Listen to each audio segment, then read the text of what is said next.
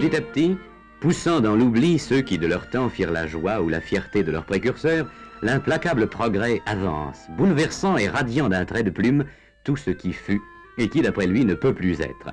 Parmi ces nombreuses victimes, il y a ce petit train qui, après 88 ans de bons et loyaux services, s'est effacé humblement devant les exigences de la vie moderne, qui ne lui a même pas laissé le temps de devenir centenaire. D'Enghien à Montmorency, ce célèbre tortillard qu'empruntèrent, après les Lisettes de Musset et de Béranger, tant d'amoureux de la banlieue parisienne, a disparu pour toujours. Mais son souvenir restera car pendant 3 générations, il aura desservi un des plus jolis coins des environs de Paris. Et maintenant, vite, tournons la page, si nous ne voulons pas être taxés de sentimentalisme exagéré. D'aucuns nous diront, mais nous ne sommes plus au temps des diligences. Le monde est pressé. Bon, eh bien, n'en parlons plus. C'est donc aussi pour satisfaire aux exigences de plus en plus pressantes des banlieusards que la SNCF a mis en service ces trains automoteurs électriques qui transportent leurs usagers avec le maximum de confort dans un minimum de temps. Ces éléments automoteurs, composés chacun de 2 véhicules inséparables en service, peuvent être accouplés entre eux au moyen d'un attelage automatique afin de constituer des rames de 4, 6 ou 8 voitures selon les variations journalières du trafic.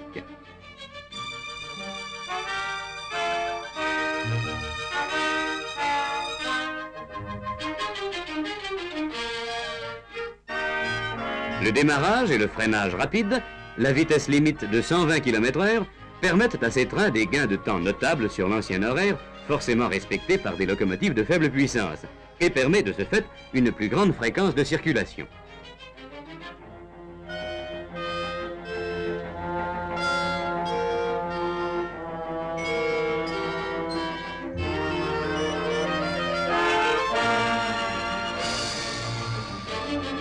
Spacieuses et largement aérées, 2 voitures d'un élément peuvent recevoir 162 voyageurs confortablement assis. Mais aux heures de pointe, plus de 200 personnes y trouvent place debout sans être incommodées. D'une puissance unihoraire de 1500 chevaux, chaque automotrice possède 4 moteurs de traction à 750 volts tétrapolaires et munis de pôles de commutation.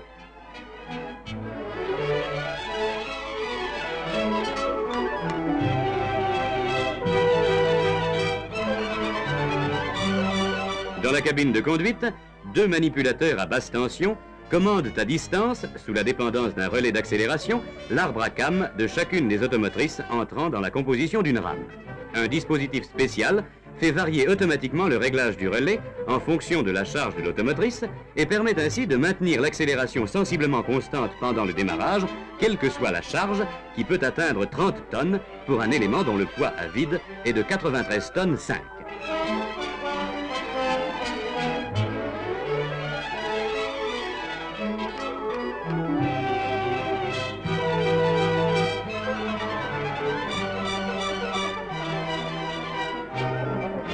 Grâce au temps gagné, petits et grands banlieusards ont, le matin, retardé leur réveil et le soir apprécient plutôt le calme et le repos, loin des bruits de la ville.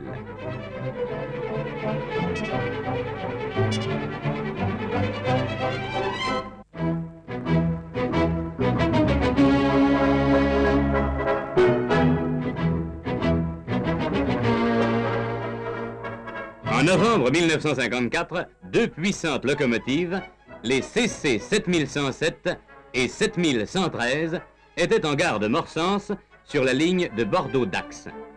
Ces 2 machines étaient alimentées par un seul pantographe placé sur la machine de tête, celui-ci ayant d'ailleurs été conçu spécialement en vue du travail qu'il était appelé à fournir. De nombreux appareils de mesure avaient été placés aux articulations du pantographe, permettant de connaître à chaque instant la position exacte de ces différentes parties mobiles. Il fallait en effet utiliser 2 machines en double traction pour appeler à grande vitesse une puissance comparable à celle qui devait être absorbée lors du futur record. 2 systèmes périscopiques avaient été prévus.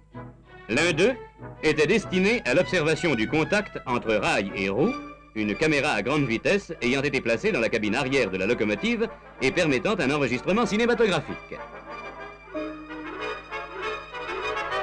L'autre système était affecté à la surveillance du contact entre pantographe et caténaire. Une 3e caméra à très grande vitesse avait enfin été placée près de la voie au point où devait être atteinte la vitesse maximum. Elle était destinée à enregistrer le soulèvement de la caténaire au passage du train, au moyen d'une mire placée sur une des ogives supportant la caténaire.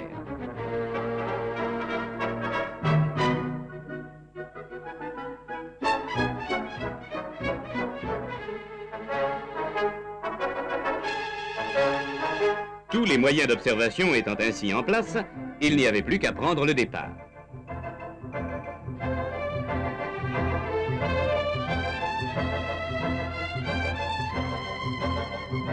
La rame remorquée n'était plus cette fois composée de 3 voitures, comme pour le précédent record, mais d'un long train de 15 voitures, pesant 626 tonnes, nécessaires pour absorber la puissance prévue lors de la nouvelle tentative.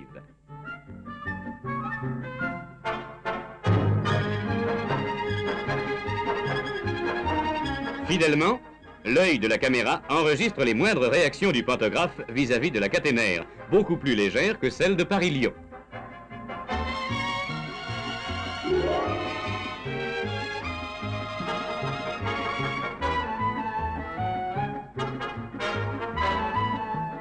Dans la cabine arrière, l'objectif guette un éventuel étincelage entre roue et rail.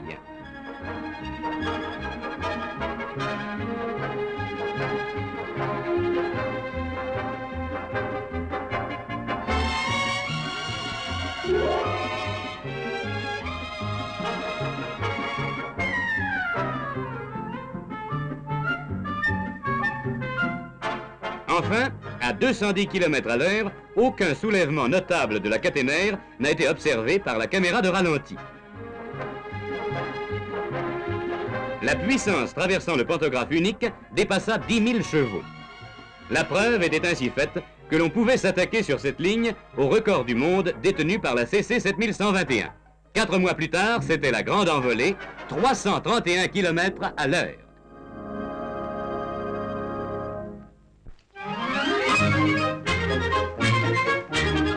Cette composition, même pour un train d'essai, ne manque pas de paraître pour le moins originale. Une locomotive à vapeur, attelée à la voiture de mesures électrotechniques et à quelques autres voitures destinées à donner des conditions satisfaisantes de freinage, va pousser à grande vitesse une machine électrique. Ces essais, qui se sont déroulés sur la section Valenciennes-Charleville, avaient pour but d'observer le contact entre la caténaire et le pantographe des locomotives. Ce problème a en effet un aspect particulièrement difficile en traction monophasée du fait de la légèreté de la caténaire.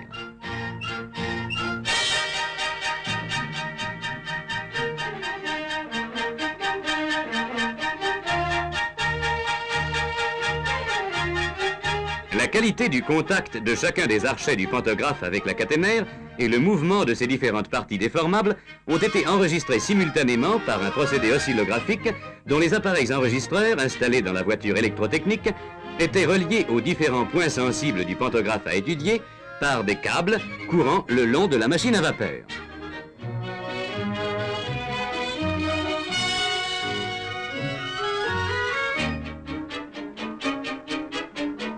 Si étrange que paraisse cet équipage, il a évidemment une raison d'être, qui est même une nécessité, car le dispositif de mesure employé pour un tel essai ne peut être fait qu'en supprimant la tension 25 000 volts sur la caténaire.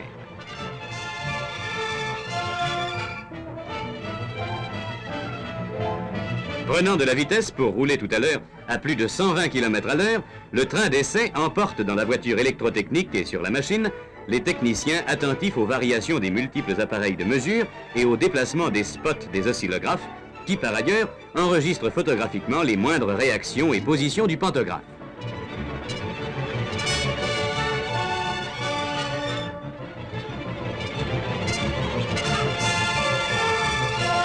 La BB 12002 bondit en avant, poussée par son ancêtre à vapeur, crachant de toutes ses forces sa fumée, qui, bientôt, ne voilera plus cette ligne.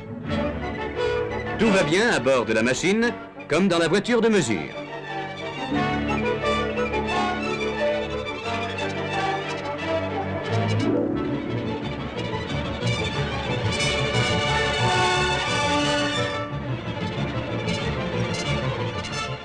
Les enregistrements s'avèrent satisfaisants.